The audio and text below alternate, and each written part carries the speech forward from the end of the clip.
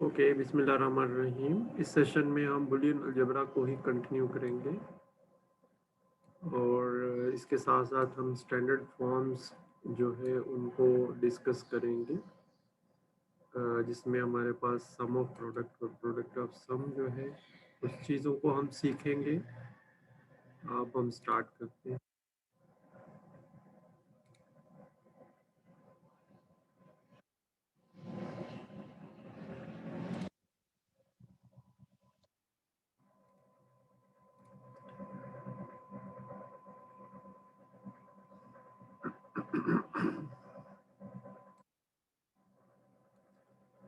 Okay, अस्सलाम वालेकुम student. Last time class में हम इस टेबल को डिस्कस कर रहे थे। वालेकुम सलाम। जी नासिर, आप कैसे हैं? खैरियत से हैं? अल्हम्दुलिल्लाह, अल्लाह का शुक्र है। आप सुनाएं कैसे हैं? शुक्र है। जी अरूबा, आप कुछ कहना चाह रहे हैं? आप बेटा, आपने कुछ देखा था जो हमने पढ़ा लास्ट वीक में?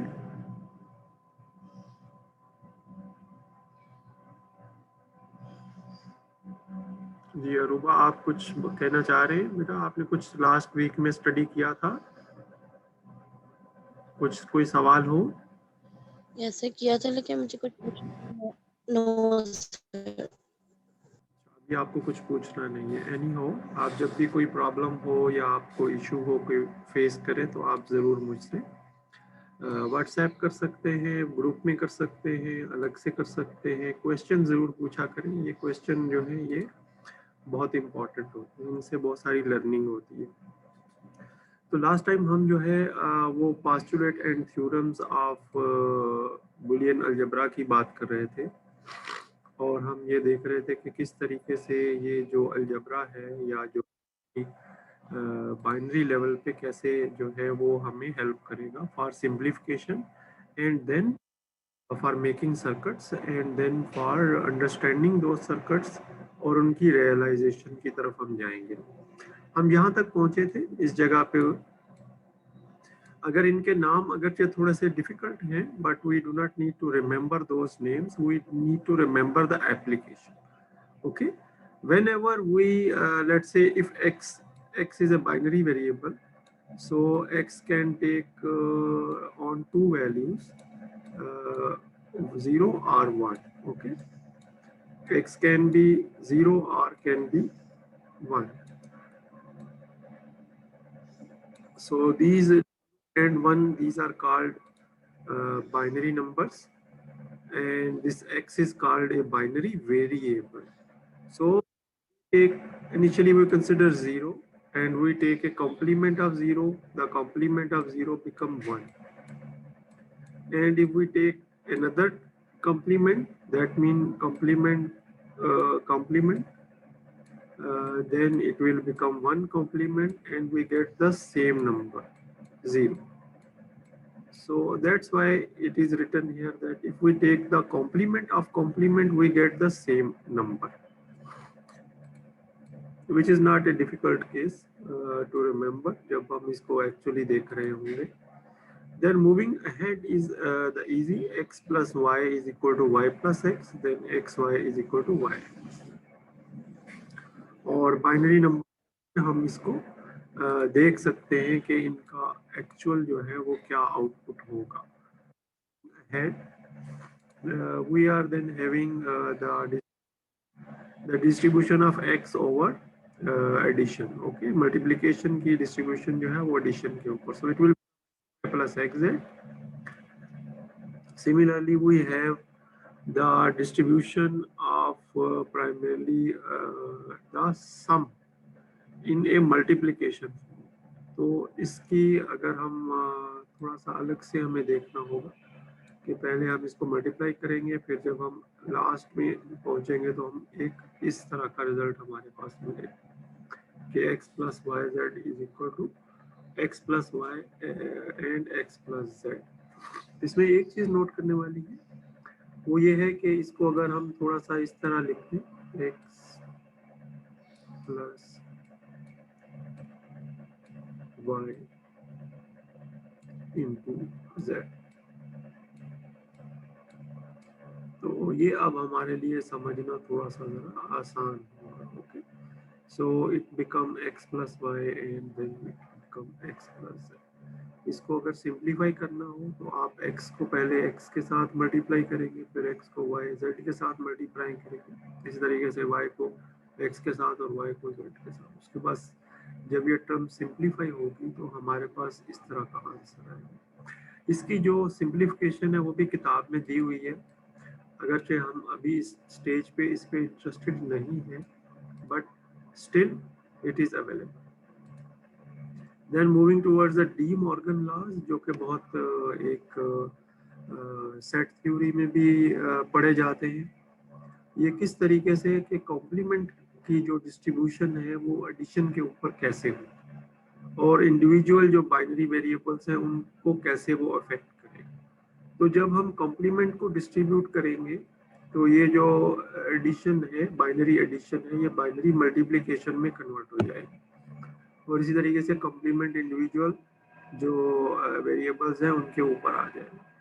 इसी तरीके से जब कॉम्प्लीमेंट को मल्टीप्लिकेशन के ऊपर डिस्ट्रीब्यूट करेंगे तो फिर हमारे पास इस तरह का मल्टीप्लिकेशन जो है वो बाइनरी एडिशन में कन्वर्ट हो जाएगी और जो वेरिएबल्स हैं वो अफेक्ट होंगे। Then the last one is primarily जैसा इसका नाम देखें आप, अब्जॉर्प्शन है, ये एक वेरिएबल को ऑब्जर्व कर लेगा। जैसे for example x plus x y, this quantity remains x whatever the value of y is. Okay, y can be 1, y can be 0, the value will remain x. इसी तरीके से if we have x into x plus y, then the value will remain x. So this is a way on how we can actually get rid of one variable from the Boolean algebraic expressions. अब हम थोड़ा सा आगे जाएंगे, इसमें कुछ points ऐसे हैं जो अभी आपकी समझ में फौरी तौर पे नहीं आएंगे, लेकिन जब हम उनकी एप्लीकेशन देखेंगे तो उस वक्त आपको ये क्लियर हो जाएगा। मूविंग अहेड, आमतौर पे जो पास्टुलेट्स होते हैं या थ्योरम्स होते हैं उनकी स्टेटमेंट एज इट इज़ होती है और उन स्टेटमेंट्स के ऊपर जो है वो हम कोई ख़ास यानी यूँ समझिए कि हम उनको डेराइव करने की हमें ज़रूरत नहीं है। वी कैन चेक देम, हम उनको चेक कर सकते हैं कि वो कैसे वर्क करते हैं। देखिए ये उन्होंने पूरी जस्टिफिकेशन दी है। If any student want to go through, अगर वो ये टॉपिक उनको इंटरेस्ट करता है तो you can go through these pages which actually highlight how these postulates work. इसके अलावा हम लास्ट टाइम एक चीज़ हमने सीखी थी, that is called the truth table. Okay, truth table, truth table का मतलब ये नहीं है कि ये एक सच्चाई वाला टेबल है, ये इसका नाम है। Truth table primarily A tabular representation with input versus output. तो एक्स यहाँ पे इनपुट है, इनपुट, और y जो है वो यहाँ पे ये आउटपुट है। जबकि नेक्स्ट जो अगर आप ट्रूथ टेबल देखेंगे तो उसमें एक्स वाई इनपुट है और x प्लस y आउटपुट है। तो इस तरीके से एक ट्रूथ टेबल डिफाइन किया जाता है, जो क्या है, एक डेफिनेशन है एक सर्किट की या फंक्शन।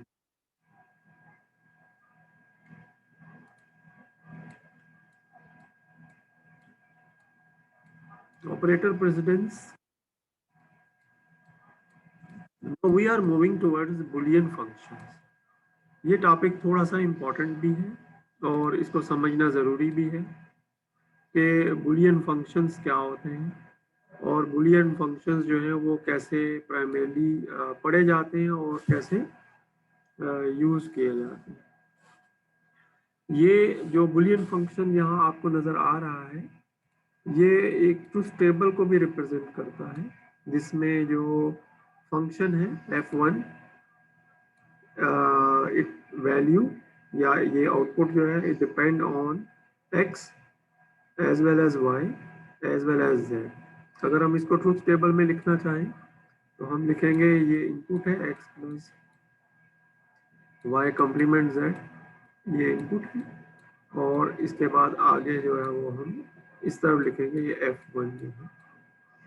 ये प्राइमरी इसकी आउटपुट है। तो ये जो एक्स वाई जेड है, ये चूंकि इसकी डेफिनेशन भी है तो इसको हम यूं भी डिकम्पोज कर सकते हैं, जो कि ज़्यादा इजी वे है।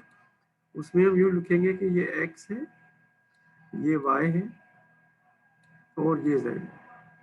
ये तीन इनपुट्स हैं ट्रूथ टेबल में, और ये F1 जो है ये इसकी आउटपुट, और F1 की ये डेफिनेशन इसके आगे लिख देंगे। तो इस तरीके से हम इसको एक ट्रूथ टेबल रिप्रेजेंटेशन में भी कन्वर्ट कर सकते हैं। फिर हम इस अलजेब्रिक इक्वेशन जो है इसमें देखते हैं कि इसके अंदर जो है वो कितने वेरिएबल्स हैं। इसमें तीन वेरिएबल्स हैं, एक वेरिएबल x है, एक वेरिएबल y है और एक वेरिएबल z। तो इस तरीके से हम नंबर ऑफ वेरिएबल्स की बात करते हैं कि कितने नंबर ऑफ वेरिएबल हैं।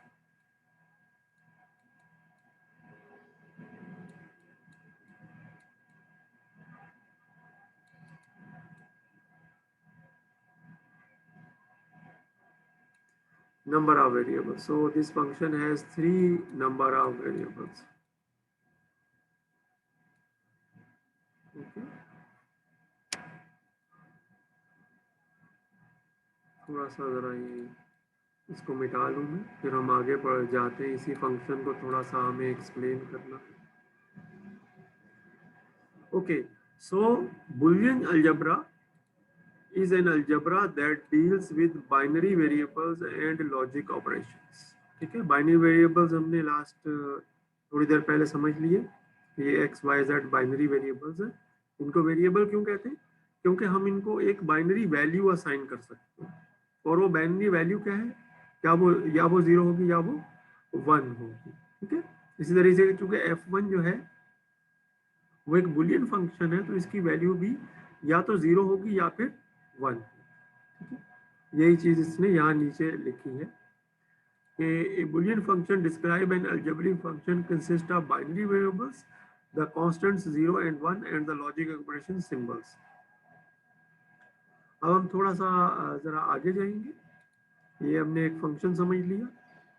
फंक्शन को ट्रूथ टेबल से भी रिप्रेजेंट किया जा सकता है, और ये इसका देखिए, ये इसका ट्रूथ टेबल है। सिर्फ F1 पे फोकस कीजिए क्योंकि F1 की डेफिनेशन अभी हमने देखी है। इसी तरीके से F2 एक और फंक्शन है, और इसकी एक्सप्रेशन जो है वो भी आगे आ जाएगी। Okay, where is F2 defined? F2 यहाँ तो नजर नहीं आ रहा, लेकिन F2 में भी डिफाइंड इन द नेक्स्ट। ये F2 यहाँ डिफाइन किया हुआ है। Okay, so this truth table जो कि यहाँ पे हमें नजर आ रहा है, इसमें कुछ चीजों का जानना जरूरी है। पहले तो ये देखिए कि F1 की एक डेफिनेशन है जो उसने दी हुई है, x प्लस y बार यानी y कॉम्प्लीमेंट z। अच्छा, इसको पढ़ने के मुख्तलिफ तरीके हैं। जो y के ऊपर एक छोटा सा निशान लगा हुआ है, इसको पढ़ने के मुख्तलिफ तरीके हैं। जैसे फॉर एग्जांपल मैं इसको पढ़ रहा हूँ y कॉम्प्लीमेंट, जबकि कोई इसको y डैश भी पढ़ सकता है, और इसी तरीके से y विद एक्टिव स्टेट लो भी पढ़ सकता है। ये हम जो स्टेट है ना, इसको हम समझेंगे थोड़ी देर के बाद। तो जब हम x की वैल्यू रखेंगे पहली लाइन के लिए x का वेरिएबल 0 रखेंगे, और फिर उसमें ऐड करेंगे, और y को कॉम्प्लीमेंट करना होगा। देखिए y का कॉम्प्लीमेंट लिखा हुआ है ना, तो y 0 नहीं लिखा जाएगा, y लिखा जाएगा 1, और फिर उसको फिर डॉट करेंगे यानी मल्टीप्लाई करेंगे z के साथ, z होगा 0। तो जब हम इस एक्सप्रेशन को फाइनली जो है वो वर्कआउट करेंगे, तो हम देखेंगे कि जो 1 जब मल्टीप्लाई होता है 0 के साथ, तो आंसर आता है 0। तो 0 प्लस 0 होगा, और हमें पता है कि 0 को 0 में ऐड करने के बाद बाइनरी में आंसर 0 आता है। तो ये 0 जो है ये इस तरीके से दे रहा है। अब हम किसी और एक लाइन को देख लेते हैं। जैसे फॉर एग्जांपल ये वाली लाइन देख लेते हैं। इसमें अगर आप इस एक्सप्रेशंस को नीचे लेके आए, और पहले x के लिए 1 लिखना होगा, y का कॉम्प्लीमेंट करेंगे तो वो भी 1 हो जाएगा, और उसके बाद z जो है उसको लिखेंगे, वो भी 1 हो जाएगा। तो इस तरह 1 + 1 लिखेंगे। और चूंकि ये बाइनरी एडिशन है, और बाइनरी एडिशन में हमने सीखा था कि 1 + 1 जो है वो 1 होता है।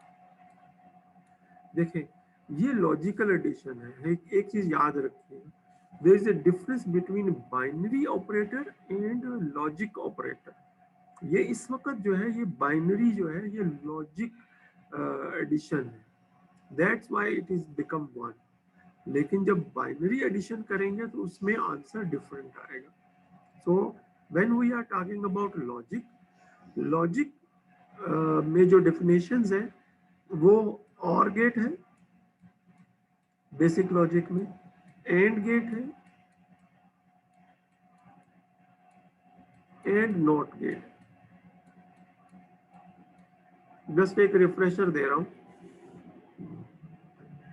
और की डेफिनेशन क्या है कि अगर एक इनपुट भी 1 हो जाए, यानी मैं लिखता हूं कि एक इनपुट x है जो 0 भी हो सकती है और 1 भी हो सकती है, और एक इनपुट 1 है, तो इस सूरत में इसका आंसर 1। ये और गेट की डेफिनेशन, और गेट की और भी डेफिनेशन है, लेकिन एक सिंपल डेफिनेशन क्या है कि अगर इनपुट में एक भी 1 हो जाए तो आउटपुट जो है वो 1 हो जाएगी। एंड जो लॉजिक है उसको भी देख लें, ये भी हमने इसको भी डिफाइन किया था, और इसकी डेफिनेशन ये है कि अगर हमारे पास एक इनपुट जो है वो 0 हो जाए, जैसे x है और इसको मल्टीप्लाई कर रहे हैं 0 के साथ, अगर एक इनपुट भी 0 हो जाए तो इसका आंसर जो है वो 0 हो जाएगा। ये एंड लॉजिक की डेफिनेशन। और नॉट की डेफिनेशन बहुत आसान है, जो भी वेरिएबल होगा उसको आप कन्वर्ट कर दें, यानी उसकी जो आउटपुट होगी वो उसका कॉम्प्लीमेंट बन जाए। अगर 0 है तो 1 हो जाएगा, 1 है तो 0। तो ये इसका जो है इसकी डेफिनेशन है। इसी तरीके से हम वापस आते हैं, तो जब हमने इस f1 की फंक्शन में ट्रुथ टेबल की जो वेरिएबल्स हैं उनकी वैल्यूज को पुट किया है, तो हमने देखा कि हमारे पास 1 आ गया। इस 1 को हमने जो है वो यहाँ पे f1 के आगे लिख दिया। तो इस तरह हम ट्रुथ टेबल बना सकते हैं किसी भी फंक्शन का, और किसी भी यानी ट्रुथ टेबल से एक फंक्शन को जनरेट कर सकते हैं। ठीक है, वो भी हम सीखेंगे। तो यहाँ मैं थोड़ी देर के लिए रुकना चाहूँगा। अगर स्टूडेंट्स में से किसी ने कोई सवाल पूछना है तो वो काइंडली मुझसे पूछ ले। तो कुछ स्टूडेंट जो है उनसे मैं पूछता हूँ। फैसल, आप बताइए। नहीं सर, क्लियर है सब कुछ। अच्छा, यहाँ तक आके। मुस्तफ़ा, आप बताइए। जी सर, समझ आ गया। जी आयशा, आप कुछ बोलना चाह रहे हैं? नहीं सर, सब कुछ क्लियर है। ओके, दिलावर आप बताइए। क्लियर है सर। जी सुमैया, आप बताइए।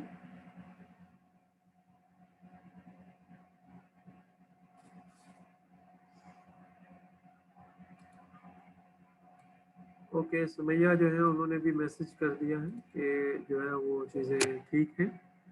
तो अब हम थोड़ा सा आगे चलने चाहेंगे।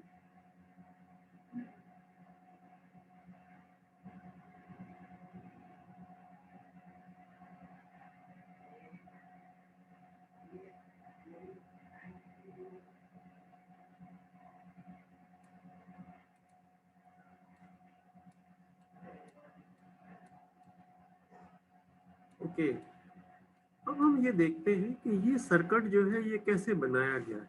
देखिए, जो रिप्रेजेंटेशंस हैं वो मुख्तलिफ हो सकती हैं। जैसे हमने डिस्क्राइब कर दिया फंक्शन को कि f1 is a function which is primarily the binary addition of two different terms, या यूँ समझे कि दो मुख्तलिफ जो एक x है और एक y कॉम्प्लीमेंट z है, इन दो जो डिफरेंट टर्म्स हैं, सब टर्म्स कह लें आप इनको, इन टर्म्स के एडिशन से वजूद में आया है। ठीक है, ये इसकी डेफिनेशन। एक तरीका हमने ट्रुथ टेबल से उसको रिप्रेजेंट कर लिया, एक तरीका उसको रिप्रेजेंट करने का है थ्रू एक डायग्राम, और ये वो तरीका। इसमें हम क्या करते हैं, तो उन तीनों वेरिएबल्स को लेफ्ट साइड में लिखते हैं। ये तीनों वेरिएबल्स हैं, एक x वेरिएबल है, एक y वेरिएबल है और एक z वेरिएबल। उसके बाद हम प्लेस करते हैं गेट्स और फिर आहिस्ता आहिस्ता ये फंक्शन जो है ये बिल्ड करते हैं। ठीक है, जैसे फॉर एग्जांपल x तो डायरेक्ट जाएगा और ये जो और है ये एक और सिंबल है, ये और का सिंबल और गेट का सिंबल। तो जैसे ही हम यहां से आगे गए तो ये y के आगे ये नॉट गेट आ गया, नॉट गेट, ये नॉट का सिंबल है। अब y अगर 0 है तो इसके बाद वो y 1 हो जाएगा, अगर y जो है वो 1 है तो इसके बाद y जो है वो 0 हो जाएगा। तो इसको लिखने का तरीका ये है कि इसकी आउटपुट जो है वो y कॉम्प्लीमेंट हो। तो अब हमें कुछ करने की जरूरत नहीं है। तो जब हम गेट के करीब पहुंचेंगे तो ये हमारे पास एक एंड गेट है, एंड गेट का सिंबल आप देख लीजिए, एंड गेट का सिंबल यहाँ एक लाइन हो, लाइन। ठीक है, यानी ये एक ऐसी रेक्टेंगल है जिसका एक जो साइड है वो राउंड है, राइट साइड, इस तरफ तो राइट नजर आ रही है। जबकि और गेट जो है उसमें देखें कि एक जो है वो प्राइमरली थोड़ा सा एक टिल्ट है, ये स्ट्रेट लाइन नहीं है, ये थोड़ी सी एक लाइन है सेमी सर्कल टाइप। फिर आगे भी जो है वो इसको राउंड नहीं है बल्कि ये दो सेगमेंट आके मिल रहे हैं सर्कल के ना, दो डिफरेंट सेगमेंट जो है ना वो आके मिल रहे हैं। तो इस तरह और गेट का सिंबल बनता है। ये सिंबल आपने बनाने हैं अपने पास ना नोटबुक में, ताकि ये बनाने जरूरी है, ये आने चाहिए। तो इस एंड गेट की जो आउटपुट बनेगी वो बनेगी y कॉम्प्लीमेंट और z, क्योंकि इसका काम यही है, ये क्या कर देगा, उसको मल्टीप्लाई करवाए। उसके बाद अगर हम ऊपर चले जाए तो यहाँ पे हमारे पास x वेरिएबल होगा, यानी x की वैल्यू आ रही होगी, और चूंकि ये सेम वायर है, सेम कनेक्शन है, तो हमारे पास y डैश z। इसके बाद इन दोनों को ऐड कर देना है, तो हमारे पास f1 का जो एक्सप्रेशन बनेगा वो बन जाएगा x प्लस, और ये बाइनरी है, बाइनरी प्लस, बाइनरी से मुराद लॉजिक है, y dash z, binary logic. तो लॉजिकल एडिशन होगी, ये लॉजिक गेट्स है और इन गेट्स के सिंबल्स हैं, और इस तरीके से f1 की एक रिप्रेजेंटेशन ये भी है जो कि उसका एक सर्किट है। यहाँ कोई सवाल आपके जहन में आ रहा है? No sir. Okay, thank you very much. अच्छा, कौन मौजूद नहीं है? सब तकरीबन सब लोग मौजूद हैं। कौन जो है वो मौजूद नहीं है? इस वक्त मेरे पास 7 पार्टिसिपेंट्स हैं। दिलावर, आप बता सकते हैं कौन नहीं है?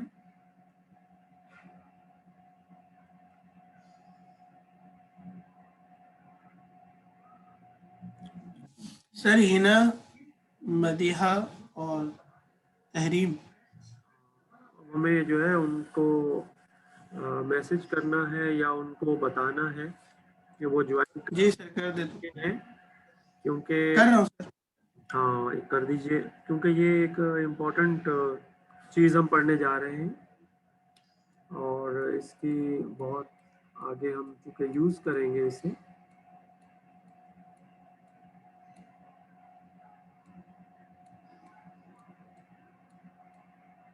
Similarly, a circuit can be a complex circuit जिसमें के नंबर ऑफ गेट्स ज़्यादा होंगे, लेकिन एक छोटी सी चीज़ जो है वो आपको हर फंक्शन जो बुलियन फंक्शन उसमें कॉमन नज़र आए। वो क्या है कि आपके पास जो है एक इनपुट सेट होगा,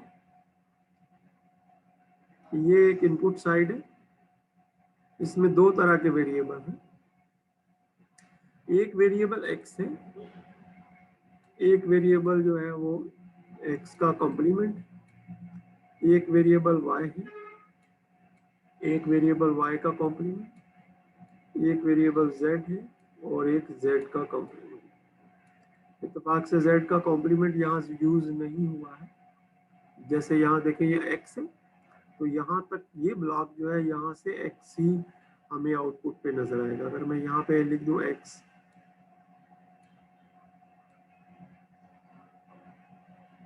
और इसी तरीके से ये x के आगे नॉट गेट है, तो यहाँ पे x का कॉम्प्लीमेंट। तो इस तरह x और x कॉम्प्लीमेंट, y और y कॉम्प्लीमेंट। देखिए y है, ये यहाँ तक तो y ही है, लेकिन यहाँ से जो आउटपुट निकलेगी वो y कॉम्प्लीमेंट है। इस तरीके से z और z कॉम्प्लीमेंट है। तो कोई भी फंक्शन, बुलियन अलजेब्रा, कोई भी फंक्शन हो, उसके अंदर जो वेरिएबल्स हैं उनकी लेफ्ट साइड की जो इनपुट है वो हम इस तरीके से लिख सकते हैं और इस तरीके से बना सकते हैं। यानी जैसे भी हमारे पास एक स्टैंडर्ड सर्किट हो, तो थोड़ा सा मैं बताना चाहूंगा आपको।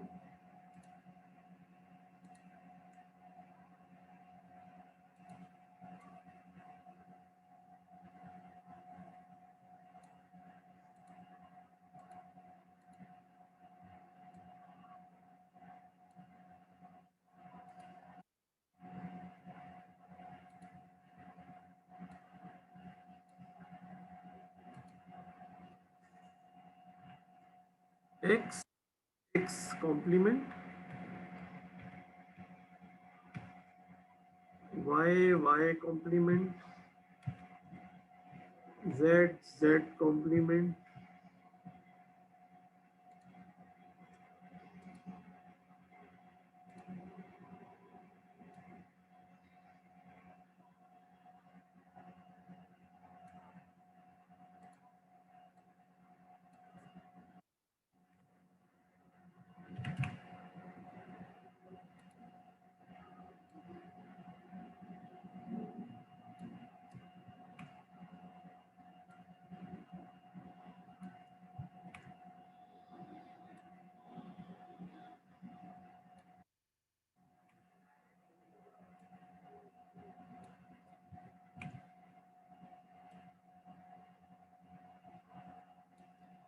ओके। तो ये जो है, ये आपके पास जो है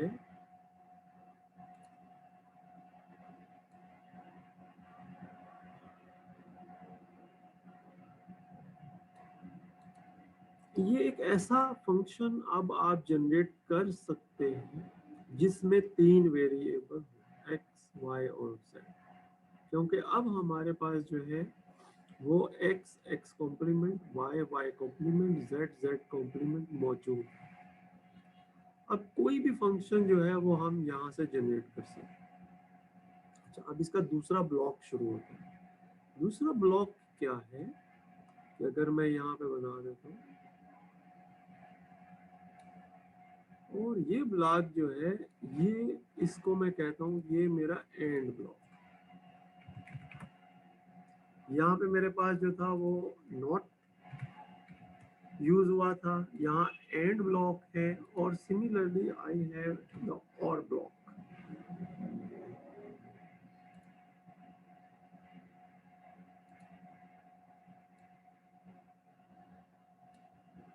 And finally I have the output here. So I have the input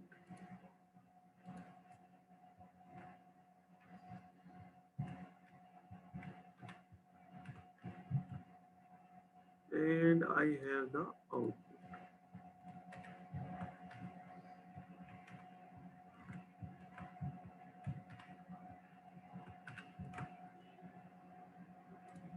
no I have a standard IC. ये चीज जो है इसको इम्प्लीमेंट किया जाता है एक आईसी के अंदर।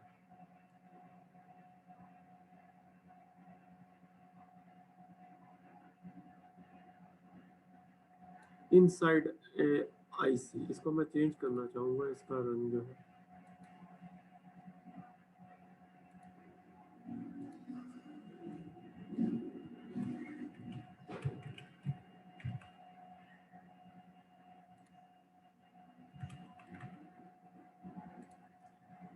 इंटीग्रेटेड सर्किट बनाया जाता है जिसके अंदर कुछ इनपुट्स होती हैं और कुछ आउटपुट्स होती हैं, और उसके अंदर ये तीन बेसिक लॉजिक जो है शो किया जाता है। और ये तीन बेसिक लॉजिक जो है इनकी मदद से किसी भी किस्म का फंक्शन जो है वो बनाया जा सकता है जो तीन वेरिएबल्स तक महदूद। और नॉट गेट चूंकि अंदर है तो सिर्फ एक्स वाई जेड ही होगा, और ये जितनी चीजें हैं ये इसके अंदर होंगी।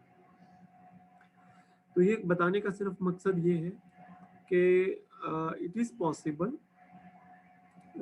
To implement a particular strategy जिसमें कि हमारे पास जो है वो सर्किट्स जो है वो मौजूद हो, रेडिली अवेलेबल, और हम सिर्फ एक फंक्शन की मदद से उनके जो कनेक्शंस हैं उनको बना दें और वो हमारा सर्किट जो है वो रेडी हो जाए फॉर यूज।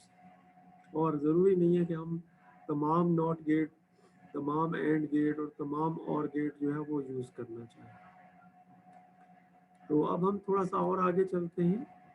सो ये दो डायग्राम्स जो हैं ये एक ही फंक्शन को रिप्रेजेंट कर रहे हैं। उसने यहाँ बताने का पर्पस क्या है?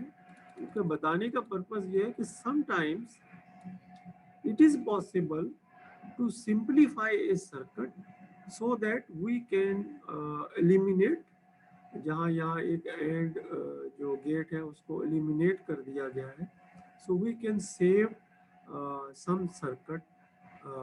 जो सर्किट के अंदर कुछ हिस्से होते हैं उनको हम सेव कर सकते हैं। ऑब्वियसली अगर हम एक गेट को भी सेव कर लेंगे तो जो over the life cycle of the system है, जितनी देर उसने यूज़ होना है, तो वो जो उसने पावर कंज्यूम करनी है उस गेट ने और जो उसकी वजह से प्रॉब्लम्स होनी है वो नहीं होगी।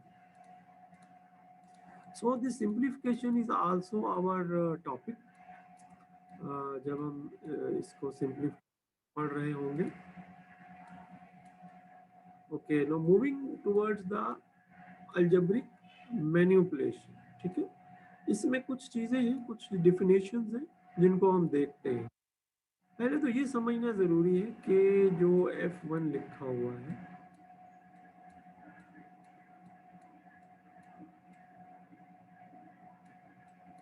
x प्लस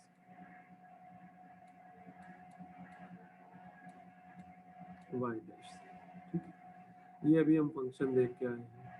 ठीक है, इसके अंदर जो है वो जो डिफरेंट चीजें हैं वो क्या है? जैसे हमने कहा कि ये एक्स वाई जेड वेरिएबल है, देयर आर 3 वेरिएबल्स। ओके, इसी तरीके से हम डिफाइन करते हैं what is called, each variable is called a literal. Literal देखिए यहाँ लिखा हुआ है, इसको चेंज कर देते हैं। ए literal is a single variable within a term, okay, and there may be more than one terms। यहाँ पे हमारे पास जो है वो एक टर्म ये है, term 1,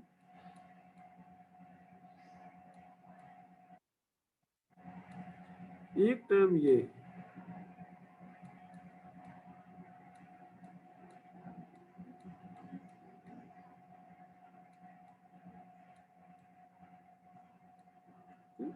There are two terms in this function f1, and term 1 contain one literal and term 2 contains two literals, and there are total 3 literals, x, y, complement and z।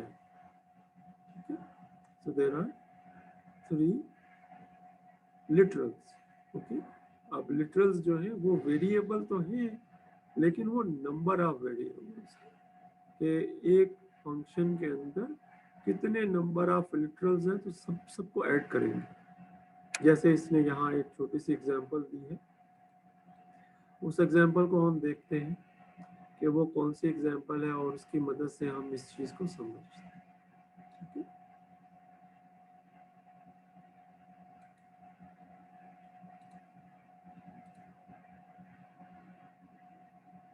Okay, so the function of figure 2 to a has 3 terms and 8 literals. तो हम figure 2.2a को देख लेते हैं कि वो कहाँ है, और उसके बाद हम देखते हैं कि उसका जो फंक्शन है वो क्या है। तो फिगर 2.22a ऊपर है, ये रहे। ओके, अब इसमें देखें कि ये जो फंक्शन है इसमें टर्म्स कितनी है। एक टर्म ये है, एक टर्म ये है,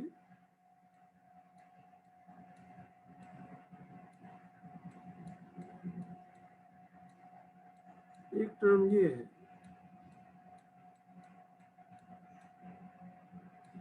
हम जानते हैं कि इसमें नंबर ऑफ वेरिएबल्स 3 है, और पहले नंबर ऑफ वेरिएबल्स लिख लेते हैं। Number of variables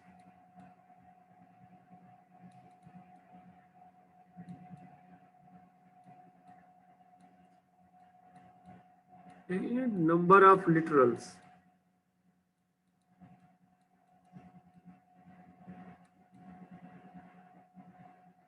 okay, T1 में लिटरल्स है 1 2 3, T2 में लिटरल्स है 1 2 3, 3 और 3 6 हो गई, T3 में है 2, तो 7 और 1 8, तो टोटल लिटरल्स हो गई 8। ओके, दोबारा से देख लेते हैं। ये फंक्शन f2 है, ये इसकी एक्सप्रेशन है, लॉजिकल एक्सप्रेशन या लॉजिकल इक्वेशन। और इस इक्वेशन के अंदर राइट हैंड साइड पे आमतौर पे नंबर ऑफ टर्म्स होती हैं। T1 एक टर्म 1, टर्म 2, टर्म 3, और हर टर्म जो है composed of number of literals, कि कितने उसमें वेरिएबल यूज हुए, उन वेरिएबल्स को नंबर ऑफ लिटरल कहते हैं। तो उन तमाम लिटरल्स को अगर ऐड कर दे तो हमें पता चल जाएगा इसमें कितनी लिटरल्स यूज हुई है, 8। और नंबर ऑफ वेरिएबल्स तो हमें पता ही चल गया सामने, x y z 3 ही वेरिएबल्स हैं। जी, अब समझ में आ गया या नहीं, बताइए। आ गया सर। तो एक छोटा सा सवाल है, सवाल ये है कि नीचे जो f2 को सिंप्लीफाई किया गया है इसके बारे में बताएं कि इसमें सबसे पहले तो बताएं कि नंबर ऑफ टर्म्स कितनी है। 2 है, वेरी गुड। मुस्तफा बताएंगे नंबर ऑफ लिटरल्स कितने हैं। सर 4 है, वेरी गुड। तो इसमें हमें नजर आ रहा है कि 3 वेरिएबल हैं, 2 टर्म्स हैं, और इसके साथ साथ इसमें 4 लिटरल्स हैं। Very good. ये वो बुनियादी इंफॉर्मेशन है जो हमें हमारे लिए 2 दरवाजे खोलेगी, जो कि नेक्स्ट हमें नजर आएंगे। Okay okay, we can primarily solve the Boolean expression by using जो Boolean postulates हैं, and this is a very interesting exercise। अगर आप में से कुछ स्टूडेंट जो हैं वो इसको करना चाहें, let's go few of them. पहली 2-3 लाइनों को हम कर लेते हैं, ठीक है। Simplify the Boolean expression. Simplify का मतलब ये है कि reduce the number of literals. Okay, reduce the number of literals. देखिए लिखा हुआ पूरा पढ़े। Simplify the following Boolean functions to a minimum number of literals, यानी नंबर ऑफ लिटरल्स कम कर दें। इसमें कितनी लिटरल्स यूज हो रही हैं और यहाँ एंड में जो रिजल्ट है उसमें कितनी यूज हो रही है। तो सबसे पहले यहाँ से स्टार्ट करें लेफ्ट हैंड साइड से, और इस पे वो प्रिंसिपल लगा दें, x सब x प्राइम के साथ या x कॉम्प्लीमेंट के साथ मल्टीप्लाई होगा, तो x multiplied with x complement plus x will multiplied with y, तो x विल देन मल्टीप्लाइड विद y। और हमें पता है कि अगर कॉम्प्लीमेंट आपस में एक दूसरे से मल्टीप्लाई हो तो वो 0 हो जाते हैं, और 0 को ऐड कर देंगे तो x y में। तो ये हमारे पास सिंप्लीफिकेशन होने के बाद आंसर आएगा। तो ये दो चीजें कहाँ से आई भाई? ये जो है ये आपस में जो मल्टीप्लिकेशन की डिस्ट्रीब्यूशन है, तो उसको अगर हम ए बी से